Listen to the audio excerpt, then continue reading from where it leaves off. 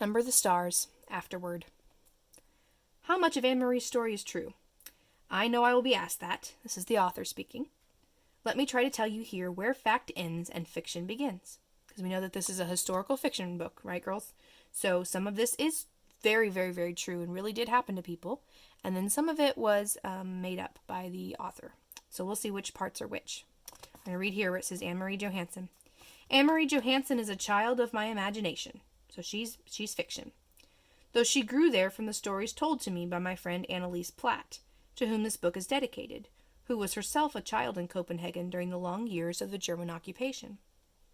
I had always been fascinated and moved by Anneliese's descriptions not only of the personal deprivation that her family and their friends suffered during those years and the sacrifices they made, but even more by the greater picture she drew for me of the courage and integrity of the Danish people under the leadership of the king they loved so much, Christian X. So I created little Anne Marie and her family, set them down in a Copenhagen apartment on a street where I have walked myself, and imagined their life there against the real events of 1943. Denmark surrendered to Germany in 1940. It is true, and it was true for the reasons that Papa explained to Anne Marie. The country was small and undefended with no army of any size. The people would have been destroyed had they tried to defend themselves against the huge German forces. So, surely with great sorrow, King Christian surrendered, and overnight the soldiers moved in. From then on, for 5 years, they occupied the country. Visible on almost every street corner, always armed and spit-shined, they controlled the newspapers, the rail system, the government, schools, and hospitals, and the day-to-day existence of the Danish people.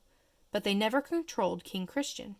It is true that he rode alone on his horse from the palace every morning, unguarded, and greeted his people. And though it seems so charming as to be a flight of author's fancy, the story that Papa told Anne Marie of the soldier who asked the Danish teenager, "Who is that man?" that story is recorded in one of the documents that still remain from that time, so that story was true. It is true, too, that in August 1943 the Danes sank their own entire navy in Copenhagen harbor as the Germans approached to take over the ships for their own use. My friend Anneliese remembers it, and many who were children at the time would have been awakened, as little Kirsty was, by the explosions and the fiercely lighted sky as the ships burned. On the new year of the Jewish high holidays in 1943, those who gathered to worship at the synagogue in Copenhagen, as the fictional Rosens did, were warned by the rabbi that they were to be taken and relocated by the Germans. So while the Rosens were not real people in real life, there were lots of families just like the Rosens who were told that the Germans were going to try to arrest them. The rabbi knew because a high German official told the Danish government, which passed the information along to the leaders of the Jewish community. The name of that German, this German official, was G.F. Duckwitz. And I hope that even today, so many years later, there are flowers on his grave, because he was a man of compassion and courage, because he told the rabbi at this synagogue that the Germans were coming. And so he saved a lot of people. And so the Jews, here we are, all but a few who didn't believe the warning, fled the first raids. They fled into the arms of the Danes, which Danes are people who live in Denmark, who took them in, fed them, clothed them, hid them, and helped them along to safety in Sweden. In the weeks following the Jewish New Year, almost the entire Jewish population of Denmark, nearly 7,000 people, was smuggled across the sea to Sweden. The little hand-hemmed linen handkerchief that Anne Marie carried to her uncle, surely something made up by an author who wanted to create a heroine out of a fictional little girl. No, the handkerchief, as well, is a part of history. That was true. After the Nazis began to use police dogs to sniff out hidden passengers on the fishing boats, Swedish scientists worked swiftly to prevent such detection. So Peter wasn't a real character who told them to do that, but there actually were people in the resistance who had people come up with a way to have these handkerchiefs so that the dogs couldn't smell people out. So we're going to read how that worked. They created a powerful powder composed of dried rabbit's blood and cocaine. The blood attracted the dogs, and when they sniffed at it, the cocaine numbed their noses and destroyed temporarily their sense of smell.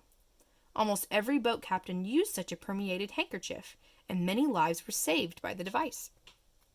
The secret operations that saved the Jews were orchestrated by the Danish resistance, which, like all resistance movements, was composed mainly of the very young and very brave. Peter Nielsen, though he is fictional, represents those courageous and idealistic young people, so many of whom died at the hands of the enemy. In reading of the resistance leaders in Denmark, I came across an account of a young man named Kim Mouthy Brun, who was eventually captured and executed by the Nazis when he was only 21 years old. I read his story as I read many others, turning the pages, skimming here and there, this sabotage, that tactic, this capture, that escape. After a while, even courage becomes routine to the reader. Then, quite unprepared, I turned the page and faced a photograph of Kim Mouthy Brun. He wore a turtleneck sweater, and his thick light hair was windblown. His eyes looked out at me, unwavering on the page. Seeing him there, so terribly young, broke my heart. But seeing the quiet determination in his boyish eyes made me determined, too, to tell his story, and that of all the Danish people who shared his dreams. So I would like to end this with a paragraph written by that young man in a letter to his mother the night before he was put to death. So this is an actual letter written by this real person, this Kim Mouthy Brun, who was going to be put to death for helping out the Jews in Denmark. He says to his mother, "And I want you all to remember that you must not dream yourselves back to the times before the war, but the dream for you all, young and old, must be to create an ideal of human decency, and not a narrow-minded and prejudiced one." So to be narrow-minded and prejudiced is to think only for people who look like you and people who like the things that you like. And this is the people who followed Hitler and Hitler himself were very prejudiced because they didn't know all these people, these Jews that they were doing these terrible things to. They just saw that they were Jews, and that meant that they were bad. And we can't look at people that way. And he's saying we shouldn't be narrow-minded and prejudiced. We should get to know people before we make judgments about them. He says that is the great gift our country hungers for, something every little peasant boy can look forward to, and with pleasure feel he is a part of, something he can work and fight for.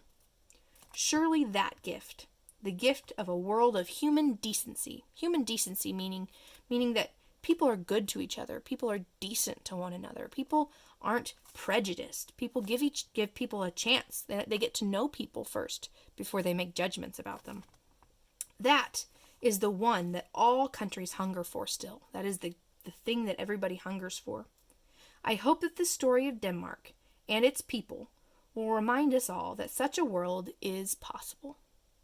So I hope you've enjoyed reading this book. I always enjoy reading it every year. It does deal with some really hard stuff. And so if you want to further explore the ideas that were in this book, things about World War II and the Holocaust and Hitler and Nazis and things like that, I do have some resources that I emailed to your families so that you guys can look at those together to further study the things that happened in the world at this time. So I would encourage you to look at those things. But the things that are going to be due to me are, of course, the book. I want the book back, and then also I need your packet. So your questions that you've answered in complete sentences. So go back and make sure they all have capital letters and end marks.